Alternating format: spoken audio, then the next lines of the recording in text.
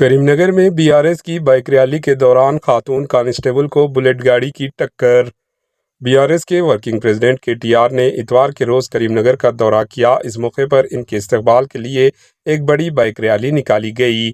Rally کے دوران ایک نوجوان کی بلیٹ گاڑی بے قابو ہو کر سیکیورٹی کے لیے موجود خاتون کانسٹیبل پدمجا سے ٹکر آ گئی، جس کے نتیجے میں ان کی ٹانگ ٹوٹ گئی۔ اسے فوری طور پر ایک پرائیویٹ ہسپتال منتقل کیا گیا، جہاں ان کا علاج جاری ہے۔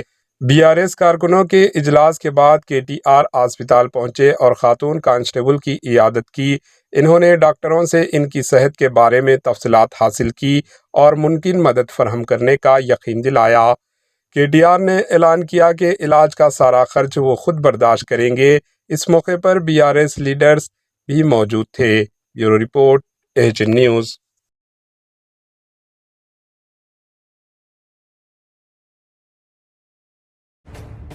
ایچ این نیوز کے یوٹیوب چینل کو سبسکرائب کریں اور بیل آئیکن کو دبانا نہ بھولیں تاکہ آپ کو ہر نئی آنے والی ویڈیو کا نوٹیفیکیشن بر وقت مل سکے۔